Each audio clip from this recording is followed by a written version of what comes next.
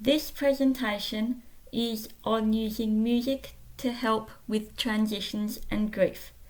This is as I presented it at the Asia Pacific Autism Conference, although I've now fixed the slides where the narration wasn't in sync with the slides originally.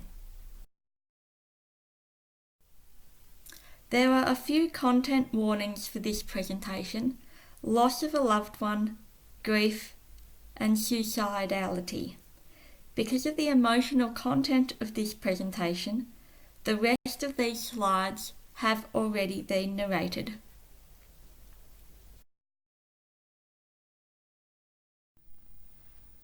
I consider there are three types of music: instrumental music, classical music, and popular music with lyrics that sometimes result in a sing-along. And recorded music is predictable because it sounds the same each time you play it. Autistics struggle with transitions. There's big transitions and there's small transitions. The majority of this presentation will be focusing on how I use music to cope with two big transitions of my grandma moving into aged care and then her death. Music has always been part of my life. At school, I learnt the violin and was in the orchestra and choir. When travelling on public transport or by plane, I'm happy if I've got a window seat and I'm listening to music through my noise-cancelling headphones. Music is also something predictable. I listen to music and I have that to focus on when I'm overloaded or stressed, because focusing on that noise rather than the general noise of my surroundings, as well as the headphones reducing the outside noise. As you can see from this table, what I describe as the changing the guard of independence is that from 2015, my independence increased as my grandma's decreased. And during this time, I bought my own place. I learnt most of my independence skills while my grandma was away, with my grandma in the granny flat providing guidance when required, not looking over my shoulder like my mum did. For this reason, the words of "You Raised Me Up" ring true. I also leaped from living full-time at my parents' place to at my own place. So the words from "Jump" by Madonna also ring true. After Grandma's second bout of pneumonia in 2016, I was very busy with semester 2 teaching at uni. I felt guilty that I wasn't able to help Mum with Grandma as much, especially as she was more confused after the pneumonia. Given that she'd got sick 3 times while in respite and I didn't want her to get sick again, I thought her moving into aged care was the worst thing ever. I also wasn't given much notice that she was moving into care, half a week. However, aged care was between the train station and my place, so I was able to see Grandma far more than when she was in the granny flat at my parents' place. And Grandma was less confused and happier after she'd settled in. The aged care place runs regular music concerts in the lounge room, pictured here. These concerts helped me in 3 ways. First, Music helped both of us feel part of the community. Grandma settled into care and I accepted that she needed care. About a month after she moved in, there were all of the Christmas-themed concerts in December, so this definitely helped. Whenever we sang "O Come All Ye Faithful," I couldn't help myself but pump out the descant, which I knew from school, which always made Grandma as proud as Punch. Then the following month, I got stuck in the lift by myself for an hour. I used music to cope while stuck in the lift, and when I finally got rescued at 9 o'clock at night, I had quite the welcoming party. 2. Music gave something for both of us to enjoy together. Because I've lived so close to the aged care, if there was a concert scheduled during my day off, I chose to visit during the concert time so I could watch the concert with Grandma. There were some songs I already knew, and Grandma loved it when I sang along, up high, and got complimented for my singing. I also learnt several songs from the 1920s to 70s. The Sweet Caroline song isn't nearly as much fun when staff member Caroline, pictured here with Grandma, isn't there. And there are also several sing-along songs that get the entire lounge room singing along. Thirdly, music helped me after Grandma's death when I was encouraged to keep on coming to the concerts by the staff. I also felt drawn to visit any time I was struggling with the firsts, especially during that first year after her death, whether it be Mother's Day, my first autism-related trip, which was Future Ladies workshop. On her birthday last year, there was a primary school concert. She was a teacher, and it was a very popular concert the previous year. I'm glad I went because I recognised the music teacher from my schooling. I struggled with the idea of Christmas without Grandma, so going to all of the concerts in the lead up last year helped. And on her first anniversary, it just happened to be art class day, so I enjoyed going to art class. After all of Grandma's health mischief in 2016, I came up with the term final mischief to mean death, because I didn't like the death word. And my psych and I came up with the final mischief plan on the left of this slide for 2 reasons. Firstly, my mum had emailed me to let me know when my uncle died, and I was a bit worried how Mum would communicate Grandma's death to me. And secondly, I'd had discussions with a friend that made me realise that I'd had thoughts that I didn't want to be around after my grandma had died. So talking with my friend, getting it out, meant that I could then tell my psych and we could work through this together. The plan focused on immediately after I found out, and included many different scenarios with information I'd researched from Clayton car parking and Qantas for flights ahead of time should that be needed. And my mum, work colleagues and friends, including those at APAC 2017, knew about my plan. I also sometimes use music lyrics to indicate how I'm feeling, because if I'm processing emotional things, I find written communication easier, hence this narrated PowerPoint.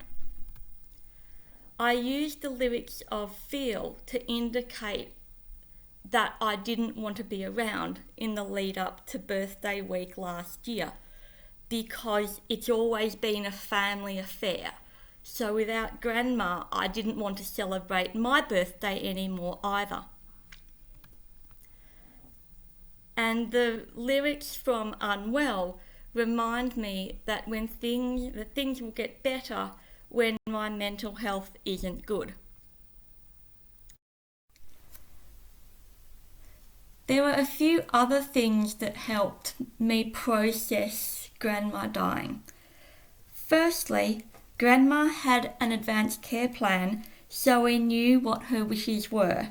This meant that when she got pneumonia for the third time, she didn't go to hospital, but stayed at the aged care place, which was a familiar setting for both her and for us.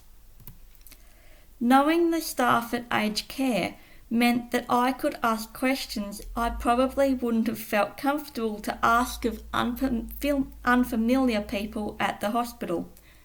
I'd also considered ahead of time, if I get a choice, do I want to be with Grandma when she dies?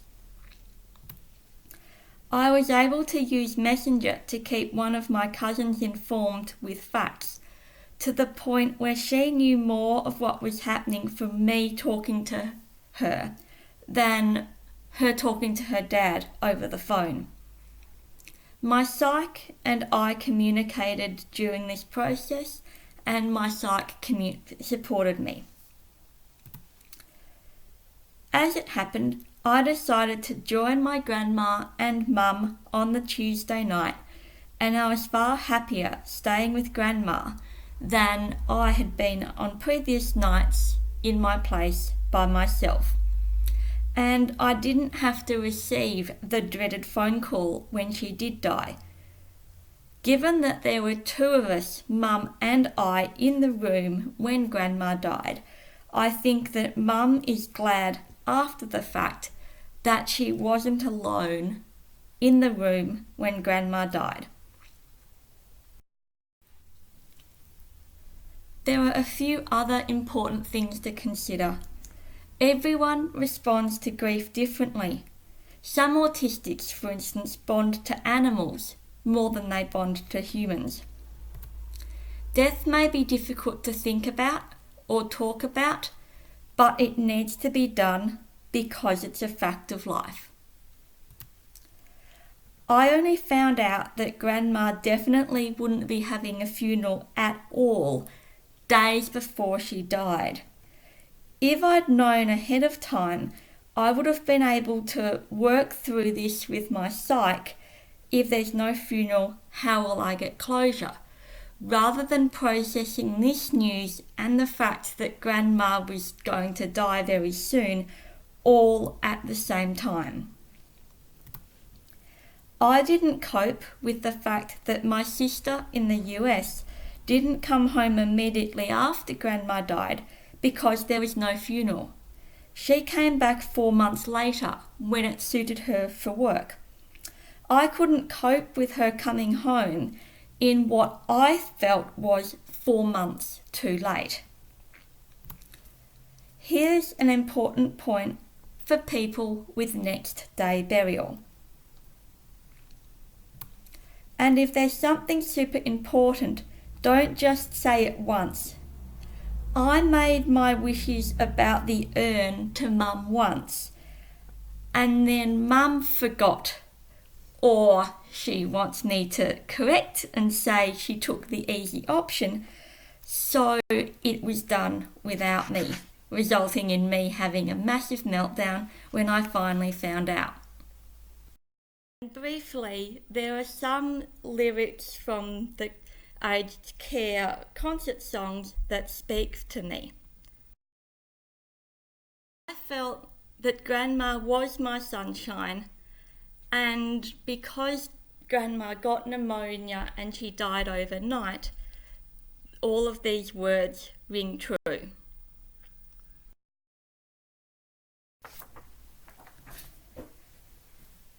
Can't Help Falling in Love is a popular song that everyone sings along to at Regis. I interpret the word you to be the royal you, meaning everyone you. The lyrics, shall I stay, now that Grandma's gone, should I still keep on coming to Regis? And the answer to that is most definitely, because I've made lots of friends there that I enjoy visiting and sharing my news with, and we have lots of fun too. On Grandma's first anniversary, I was shopping for these shorts with my mum, and when I was in the change room, this was the first song on the radio that was playing. And as I listened to the lyrics, I thought, oh, that's so true. I didn't actually say I love you to Grandma very often at all, but my actions showed how much I cared for her. And as for the words left alone without a memory, I've got lots of memories and lots of photos taken on my phone and printed out because Grandma loved photos printed out, so I printed lots of photos out.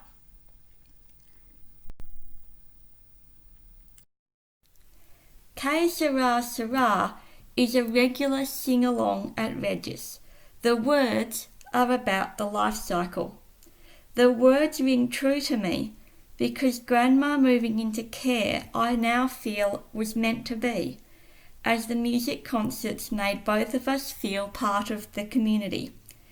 Given I made friends with lots of other residents, this community feel has continued for me after Grandma's death.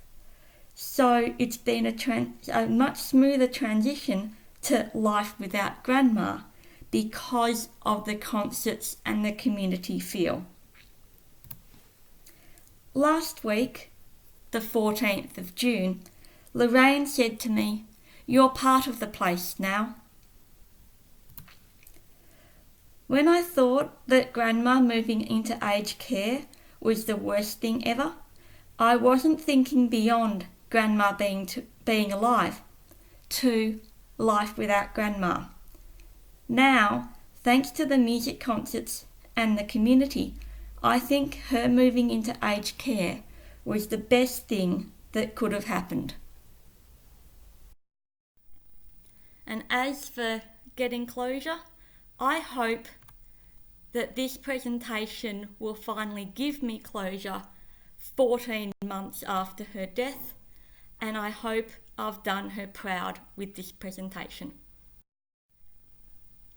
This presentation is in memory of my Grandma Joyce Fuller, and to quote the last words I ever said to her, "You've raised us up to more than we can be."